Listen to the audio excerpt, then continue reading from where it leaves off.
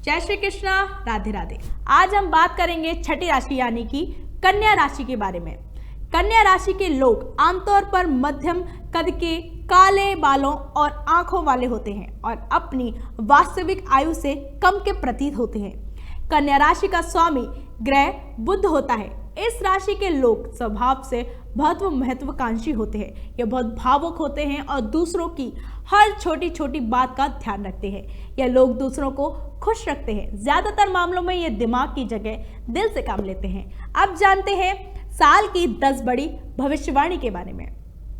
पहली भविष्यवाणी बताती है कि कन्या राशि के जातकों के लिए साल की शुरुआत में ही देवगुरु बृहस्पति अष्टम भाव में मार्गी हो जाएंगे। देवगुरु आपके चौथे और सप्तम भाव के स्वामी हैं। ऐसे में आपको अब अच्छा स्वास्थ्य लाभ होने की उम्मीद है। हाल ही में परिवार में हुई कलह के कारण आपको मानसिक तनाव भी हो सकता है, लेकिन देवगुरु के मार्गी होने से अब आपकी सारी पुरानी समस्याएं खत्म होती नजर आ रही हैं। इस दौरान अगर आपने किसी को धन उधार दिया था तो वो भी आपको जल्द ही मिलने की उम्मीद है। अब बात करते हैं दूसरी बात के बारे में। कन्या राशि के जातकों के लिए धर्म और न्याय के कारक शनिदेव पूरे वर्ष छठे भाव यानी शत्रु भाव में गोचर करेंगे। इस भाव में शनि का गोचर आपके लिए सकारात्मक परिणाम लेकर क्या आएगा। इस दौरान आपकी नौकरी में अच्छी तरक्की करेंगे और पूरे साल आपके शत्रु आपका कुछ भी नहीं बिगाड़ पाएंगे।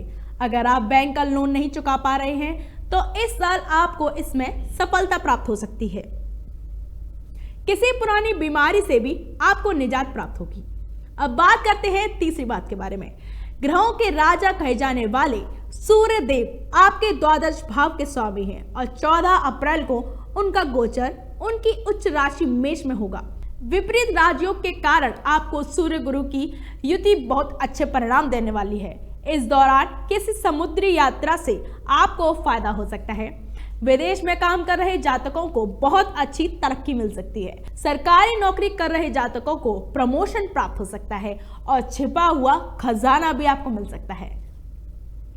अब बात करते हैं चौथी बात के बारे में।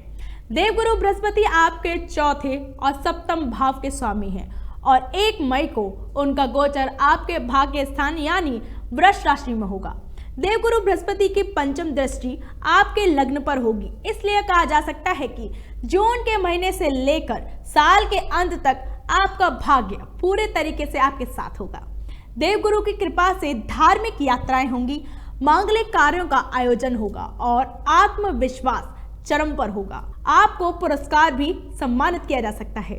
अब बात करते हैं पांचवी बात के बारे में। साल की शुरुआत में आपके द्वादश भाव के स्वामी सूर्य चौथे भाव में विराजमान होने जा रहे हैं, जो कि विदेश से लाभ होने के संकेत हैं। और इसी दौरान शनि और देवगुरु बृहस्पति की दृष्टि आपके द्वादश भाव को प्रभावित कर रही है। ऐसा प्रतीत हो रहा है कि शुरुआत के 4 महीने पूजा पाठ, कर्मकांड और ज्योतिष सीख रहे जातकों के लिए यह बहुत ही अच्छा गुजरने वाला है। इस दौरान अगर आप कोई विदेश यात्रा करते हैं तो उससे भी आपको फायदा हो सकता है। साल के शुरू के 4 महीने आपकी आध्यात्मिक उन्नति के लिए बहुत ही अच्छे दिखाई पड़ रहे हैं। अब बात करते हैं छठी भविष्यवाणी के बारे में। ग्रहों के सेनापति मंगल 15 मार्च को अपने शत्रु शनिदेव की कुंभ राशि में प्रवेश करेंगे और 23 अप्रैल तक उन्हीं के साथ विराजमान रहेंगे। यानी कि 15 मार्च से लेकर 23 अप्रैल तक शनि और मंगल की युति आपके छठे भाव में होगी।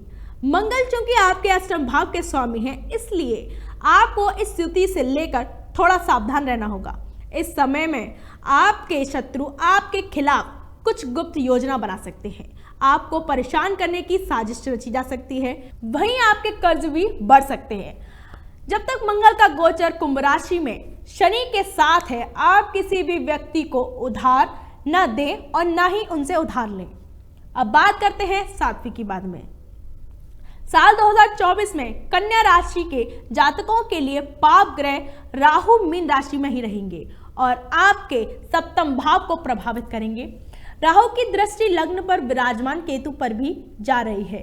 सप्तम भाव में राहु का गोचर आपको विपरीत परिणाम दे सकता है। हालांकि व्यापारिक वर्ग के लिए राहु उन्नति के नए रास्ते खोलने वाला भी माना जाता है। लेकिन आपके वैवाहिक जीवन के लिए राहु बहुत बड़ी दिक्कत खड़ी कर सकता है।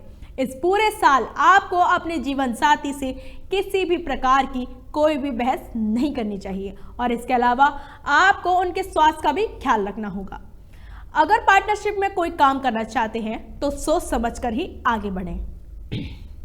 अब बात करते हैं 8वीं भविष्यवाणी के बारे में। भौतिक सुख सुविधा और स्त्री के कारक कहे जाने वाले शुक्र 31 मार्च को अपनी उच्च राशि मीन में प्रवेश करेंगे और 24 अप्रैल तक वही विराजमान रहेंगे। यानी कि आपके सप्तम भाव में 31 मार्च से 24 अप्रैल तक राहु और शुक्र की युति रहेगी, जिसके कारण आपकी यौन इच्छा में वृद्धि हो सकती है।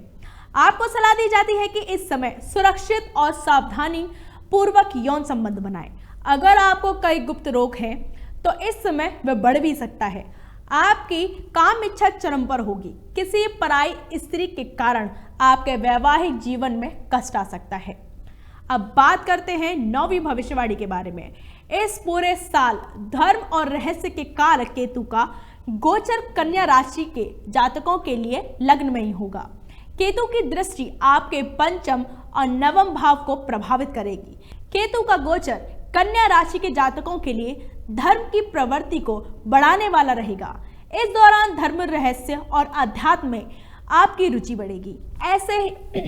ऐसा हो सकता है कि किसी धार्मिक यात्रा पर आपकी मुलाकात किसी साधु संत से हो जाए और आपके जीवन में अध्यात्म का प्रवेश हो जाए।